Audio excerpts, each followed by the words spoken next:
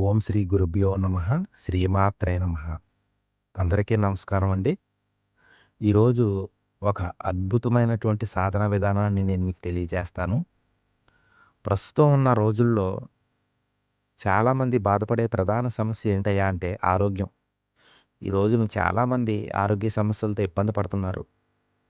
ఎందుకంటే మనం తినే ఆహారం సరిగా లేదు ప్రస్తుతం.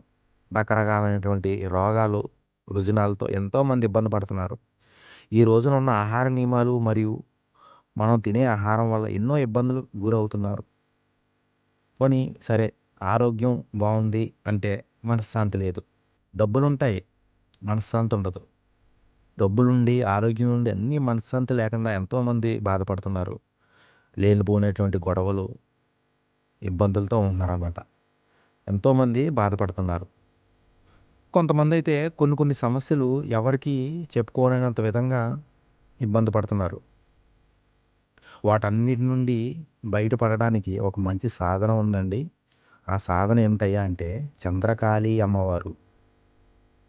ఈ మంత్ర సాధన చాలా సులువైన పద్ధతనమాట. ఈ సాధన చాలా శీఘ్రంగా అమ్మవారు కరుణిస్తుంది. ఈ చంద్రకాళి అమ్మవారు. మనకు సాధారణంగా కాళీల్లో 108 మంది కాళీలున్నారు. ఆ కాళీల్లో ఈ చంద్రకాళి అమ్మవారు ఒకామె. ఆరోగ్యానికి, మనశ్శాంతికి అగ్రగామె. ఈ సాధన చేయడం వల్ల ఎంత పెద్ద ఆరోగ్య సమస్య అయినా సరే ఇట్టే దూరం చేస్తుంది. చర్మ సమస్యలు, తీవ్ర వ్యాధులు ఉన్నవారు ఈ అమ్మవారికి సాధన చేయడం వల్ల విముక్తి పొందవచ్చు. ఒక్క ఆరోగ్య సమస్యే కాదు, మనశ్శాంతికి, ఐశ్వర్యములను, సంపదలను, అధికారమును అన్నీ తెచ్చిపెడుతుంది. ఎవరైతే ఆరోగ్య సమస్యలతో మనశ్శాంతి లేక ఇబ్బంది పడుతున్నారో ఈ అమ్మవారి సాధన చెయ్యొచ్చు. ఈ అమ్మవారి సాధన సర్వులు ఆచరించవచ్చు. ఈ అమ్మవారి గురించి చెప్పాలంటే సాధారణంగా కాళీ అనగానే నల్లని వర్ణం కలిగిన దేవత. కానీ ఈ చంద్రకాళి అమ్మవారు తెల్లని వర్ణం కలిగిన దేవత. ఈ అమ్మవారు ఎంతో శాంతమూర్తిగా దర్శనమిస్తుంది.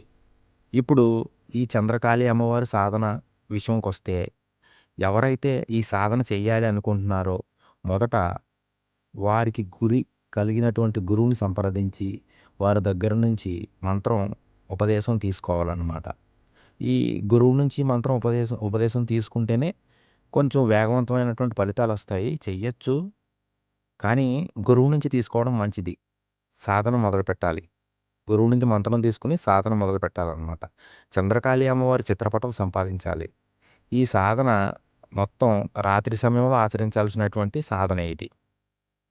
దీక్షా వస్త్రాలు, తెల్లని వర్ణం కలిగినటువంటి వస్త్రాలు, ముత్యాలమాల, జపమాల, కూర్మ దర్భాసనంపై తెల్లని వస్త్రం పరుచుకుని ఆసనం ఏర్పాటు చేసుకోవాలి.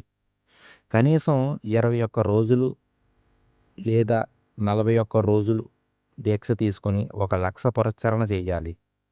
దానిలో దశాంశం హోమం, హోమంలో దశాంశం తర్పణం, తర్పణంలో దశాంశం మార్జనం, మార్జనంలో దశాంశం అన్న సమారాధన చేసి పురస్చరణ పూర్తి చేయాలి. ఈ అమ్మవారికి నివేదనంగా పాలు నివేదించవచ్చు, పాయసం, పెరుగన్నం, లేదంటే పాలలో బెల్లం కలిపి, అన్నాన్ని కలిపి పాలన్నం అంటే మీకు పాలన్నం తెలుసు కదా! ఆ పాలన్నంలోనే కొంచెం బెల్లం కలపాలనమాట. బెల్లాన్ని కలిపి పదార్థాన్ని నివేదనగా పెట్టొచ్చు. ఈ సాధన మొత్తం మీద ఒక ముఖ్యమైన ప్రక్రియ ఉందండి. ఈ ప్రక్రియ ఎంత ముఖ్యం అంటే ఈ ప్రక్రియ చేయకపోతే అంత తొందరగా సిద్ధి జరగదు. ఈ ప్రక్రియ ముఖ్యం. అదేంటంటే నేను చివరగా చెప్తున్నాను. అది ఒక పౌర్ణమి రోజు. అంటే ఒక్క పౌర్ణమి రోజనే కాదు, ప్రతి పౌర్ణమికి ఈ విధంగా సాధకుడు చెయ్యాలి. చంద్రుడిని చూస్తూ నిండు పౌర్ణమిలో జపం చెయ్యాలి. అది ఈ విధంగా చెయ్యాలి. మనకు ఈ రోజుల్లో అందరికీ బిల్డింగులున్నాయి. చాలామందికి డాబాలున్నాయి, డాబా బిల్డింగులున్నాయి. అలా అని చెప్పి బిల్డింగ్ లేనోళ్ళు ఎవ్వరు లేరు. మేడ మీదకి వెళ్ళి, మేడ మీద అనువుగా ఉన్న స్థలంలో చంద్రునికి ఎదురుగా ఒక ఆసనాన్ని ఏర్పాటు చేసుకోవాలన్నమాట. ఆసనాన్ని ఏర్పాటు చేసుకుని ఒక వెండి పళ్ళెంలో ఆవు పాలు పోసి చంద్రుని ప్రతిబింబం ఆ పాలలో పడే విధంగా ఏర్పాటు చేసుకోవాలి. అంటే చంద్రుడు బింబాన్ని మనం ఆ పాలలో చూసే విధంగా ఏర్పాటు చేసుకోవాలి. వెండి పళ్ళెంలో లేని పక్షంలో వెండి పళ్ళెం లేదంటే మన దగ్గర స్టీల్ పళ్ళెం కానీ, లేదంటే రాగి పళ్ళెం అయినా పర్వాలేదు. ఆ పళ్ళెంలో ఉన్న చంద్రబింబాన్ని దేవతగా భావించాలనమాట. ఆ చంద్రుడు పడతాడు కదా! ఆ చంద్రుడినే చంద్రకాళి అని భావించాలి.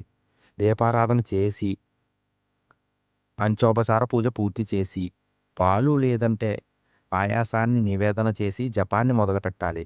ఆ జపం ఎలా చేయాలంటే ఆ చంద్రుడిని చూస్తూ, ఆ చంద్రబింబమే కాళీ అమ్మవారిగా భావిస్తూ, ఆ బింబం వైపు తీక్షణంగా చూస్తూ జపం చేయాలి.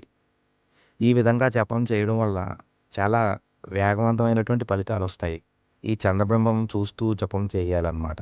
ఈ విధంగా సాధన చేయడం వల్ల మంత్ర అధిష్టాన దేవత ప్రీతి చెంది తొందరగా మంత్రం సిద్ధిస్తుంది. ఈ ప్రక్రియ చేయడం వల్ల చాలా వేగవంతమైనటువంటి ఫలితాన్ని పొందవచ్చు.